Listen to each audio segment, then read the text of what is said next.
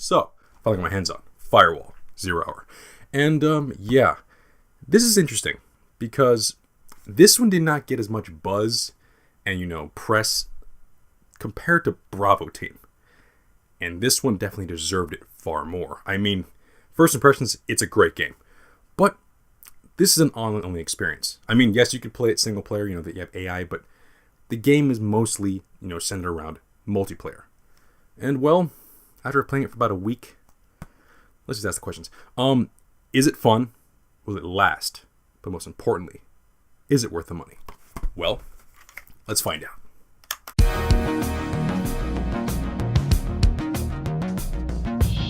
Okay, before we start this thing, let's just get this out of the way.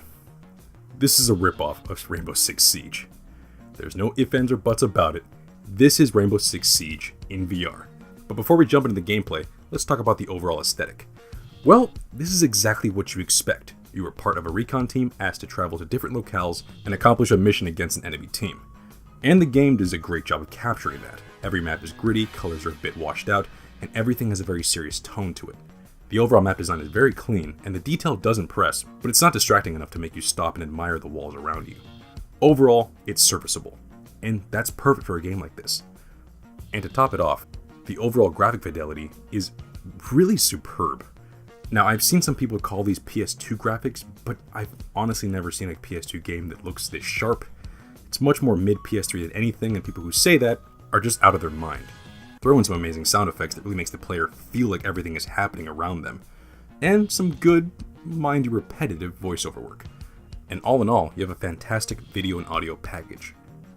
But now, with that out of the way, let's get to what really matters. The gameplay. And well, like I said before, it's Rainbow Six Siege. From the get-go, you have 3 options in the main menu: tutorial, training, and contracts. Personally, I skipped the first 2 options and jumped right into the meat of the game: contracts. And honestly, you can easily too. I mean, sure, a tutorial is helpful, and a training is a watered-down version of contracts with AI, but the bulk of your time is going to be spent with the third option.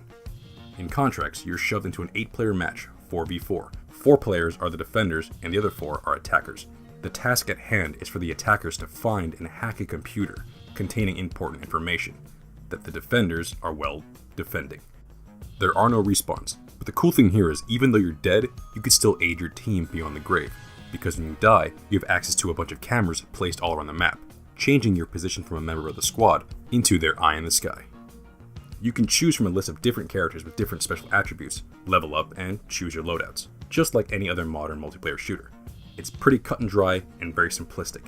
Controls are likewise the same, whether using the DualShock 4 or the aim controller. It's monkey see, monkey do. You move around, you aim, you shoot, and you accomplish the mission or you don't. That is it. So with all that said and done, what is the draw of the game? I mean, sure, it's a shooting game in VR, that's already awesome. But easily, hands down, the best aspect of this whole game is the community. To those of you wanting a solo experience, this is not it. But for those of you who want a great multiplayer VR game, this is your muse. And not only that, but have you ever watched those hokey E3 presentations where they show the multiplayer gameplay and show players/actors talking in a very unrealistic manner where they're pretending to act like a real covert ops team? Well, this is easily the first time where that has actually become a reality, at least to me.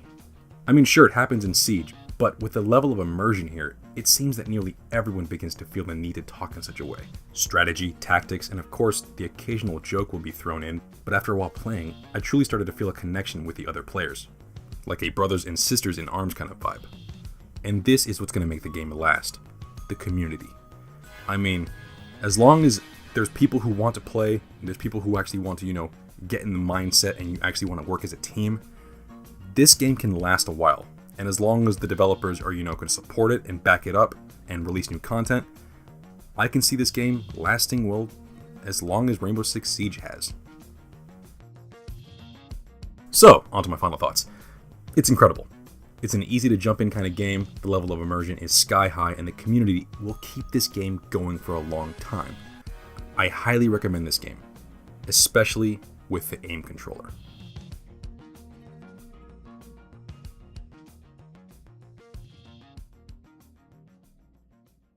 Well, that's the review, and now, let's ask the question. is this game worth the money? And at retail, $40 or $80 if you're buying this along with it. Either way, you can't go wrong. I mean, yes, this is a bare bones game right now, but I can easily see, the developers, updating it, adding new maps, adding new game modes, adding a bunch of new stuff, because right now this is just a skeleton. It's just the basic skeleton of a video game. And my God, it works. And yeah, you have to, yes, I'm gonna say right now, you gotta play it with this. This is an option. You could easily, just buy this for $40 and, play it with a DualShock. It works just fine. But for the highest level of immersion and, just that feeling of you're actually, part of a recon team and you're running around with a gun, this is fantastic. And my God, I've been saying this so many damn times. This needs more games. And thank God we got something that's possibly one of the best, if not the best, multiplayer VR game I've ever played in my life. And thank God it's, you can use this with it. I don't understand why this is not utilized more. And this just proves my point. Games can easily be made for this thing. The controls work so damn well. Everything looks fantastic. Motion sickness, I didn't even talk about that. I don't even think I need to talk about it. Most people aren't even complaining about it. It's seamless. It works so well with this thing. Just the movement, everything is just fantastic. It's such a simple idea, such a simple game, and yes, it's obviously a ripoff of Rainbow Six Siege when I'm wearing the shirt, but who cares? It's fantastic, it's fun, and with this community, and hopefully, with the developers, going full steam ahead and, giving us new content, this is a must-have game. And this will easily last the test of time. It's fantastic. I cannot recommend it enough. Buy it right now.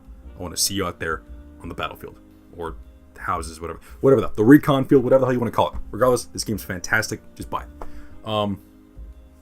That's pretty much it. I've just been rambling, and I've just been pretty much just promoting the shit out of this game.